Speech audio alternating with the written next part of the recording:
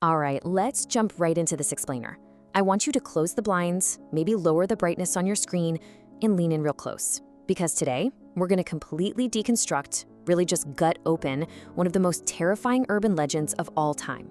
We're looking way past the standard ghost story to uncover the fascinating history, the hidden psychology, and the literal actual neuroscience behind a ritual that has terrified generations. So, think back to when you were a kid. Have you ever stood in a pitch-black bathroom staring into the absolute depths of a mirror and actually dared to summon her? It's a primal fear, right? That creeping feeling that something is looking back at you from the other side of the glass. Well, today, we aren't just telling a spooky campfire tale. We're going to find out exactly what is waiting for you in the dark. Section 1. The setup. The very first thing we've got to establish is just how universal this fear really is. You know, while the name of the spirit totally changes depending on where you grew up, like maybe it was Bloody Mary in the US, or Veronica in Spain, or even Svartamadam in Sweden, the rules of the game, they never change. You isolate yourself in a pitch-black bathroom. You light a single candle, or maybe you just rely on the faintest little sliver of light under the door. You stare directly into your own eyes in the mirror. And then you chant her name 3 times, 10 times, maybe 100 times. This whole setup, the repetitive chanting, the total isolation, the sensory deprivation, it's honestly a perfectly designed recipe for terror. And if you do it right, the legend promises some immediate, absolutely terrifying consequences. Depending on where you're from, the apparition might be a bloodied ghost, a mutilated young girl holding a pair of scissors, or maybe a haggard old witch. But here's the kicker. The spirit doesn't just appear, she attacks. She usually leaves a bloody scratch right across your face. So this leaves us with a genuinely chilling forensic mystery. Like, why does this specific violent fear pop up so consistently all over the globe? What real-world horrors actually birthed her? Section 2. Historical suspects. To track down the real culprit, we have to sift through literally centuries of human history and, well, blood. Our very first suspects are the bloody queens of the 16th century. First up, we've got Mary I of England, famously known as Bloody Mary. And she earned that brutal nickname by burning roughly 300 Protestants at the stake during the Marian persecutions. But tragically, she also suffered from phantom pregnancies, which is a really devastating detail when you realize that in some variations of the legend, the spirit actually appears holding a dead baby. Then you have Mary, Queen of Scots. Her life was completely steeped in bloodshed. She famously witnessed her own husband violently murder a man right in front of her, inflicting over 50 stab wounds. When you look at it, it's pretty easy to see how this immense real-world trauma and just visceral violence slowly seeped into our folklore. But honestly, the most infamous suspect of all is the Hungarian Blood Countess, Erzsébet Bathory. I mean, for centuries, she's been branded as the most prolific female serial killer in human history, supposedly bathing in the blood of hundreds of virgin girls just to keep herself looking young. Wild, right? Yet, the modern historical consensus is far more grounded and, maybe a bit more cynical. Historians now believe Bathory was actually the victim of what we'd call today lawfare, basically a massive political smear campaign using the legal system. Think about it. She was a wildly wealthy, highly politically powerful widow. Accusing her of witchcraft and vampirism, that was literally the perfect loophole for her rivals to step in and seize her vast assets. So those horrific bloodbaths everyone talks about, they were almost entirely fabricated. Medical historians point out that Bathory did actually receive some strange treatments for a neurological condition, but these were just standard, albeit very disturbing medieval practices. We're talking bloodletting performed by barber surgeons, bathing in warm animal blood, and consuming psychoactive herbs like belladonna. So what was actually just weird medieval medicine was maliciously twisted into sadistic vampirism, purely to destroy her reputation. I guess history really does love a good monster. Section 3. The psychological truth. But what if the origins of Bloody Mary actually have absolutely nothing to do with 16th century monarchs? What if the monster is, already inside the house? This brings us to a super fascinating psychoanalytical theory from the late folklorist Alan Duns. Duns theorized that the Bloody Mary ritual isn't a ghost story at all.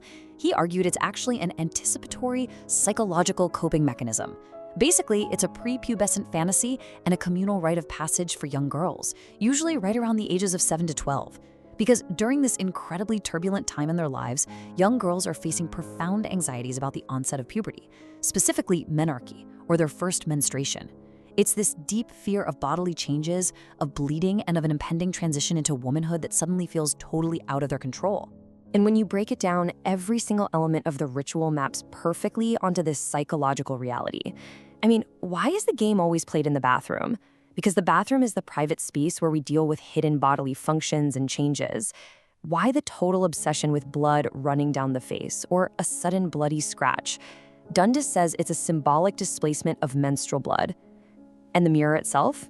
It perfectly represents a scrutinized, rapidly changing self-image.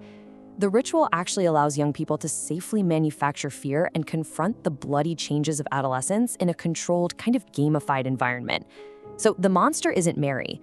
The monster is the terrifying, totally unavoidable transformation of growing up. Section 4.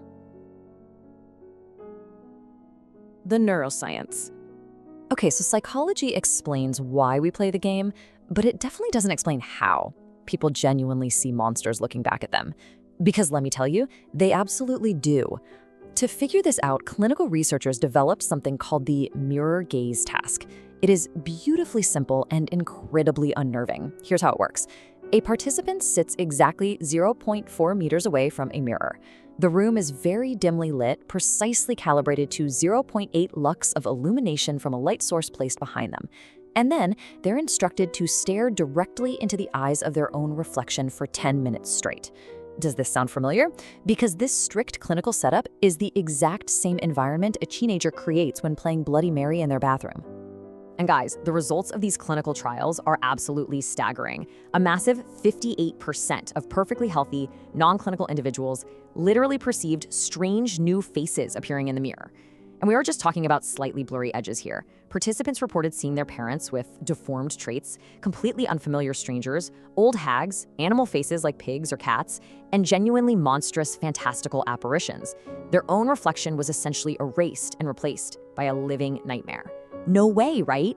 So why on earth does this happen? Well, it all comes down to a terrifying neurological glitch known as the Troxler effect. See, when you stare at a single, unchanging point like your own eyes in a dark mirror, your brain aggressively filters out the unchanging visual information around the edges, just to save processing power. Your peripheral vision literally fades to gray. But here's the thing, your brain absolutely hates empty space. When it's deprived of sensory input, the brain basically panics. It starts frantically filling in the gaps using its own predictive models, memories, and subconscious fears. You aren't summoning a ghost, you are forcefully short-circuiting your own visual cortex until it literally hallucinates a monster right over your own face. Section 5. The modern evolution. But you know, despite us knowing the history and the literal neuroscience behind it, the legend of Bloody Mary just refuses to die. Like a virus, it adapts. The modern mirror is a screen.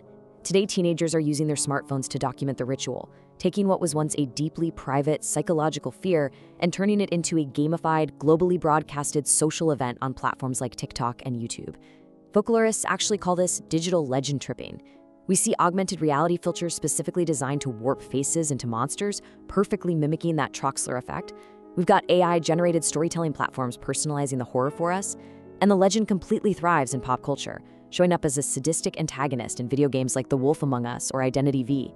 The medium has totally changed, sure, but our deep-seated obsession with what lurks in the reflection, that remains as strong as ever.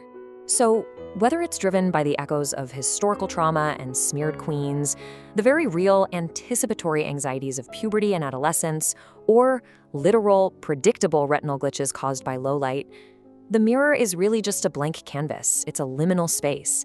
The mirror only reflects what you bring to it, and more importantly, it serves as a projective device for the things you are just too afraid to look at in the light. The monsters we see in the glass aren't dead witches. They aren't tragic Spanish girls named Veronica. They're us. They're physical manifestations of our own internal turmoil, our biological programming, and our absolute deepest unacknowledged fears. So I'm gonna leave you with this. The next time you find yourself washing your hands in the bathroom late at night and you reach out to turn off the light, just ask yourself, what exactly is your brain waiting to project into the dark? Thank you so much for joining me on this explainer. Stay curious and maybe keep the lights on.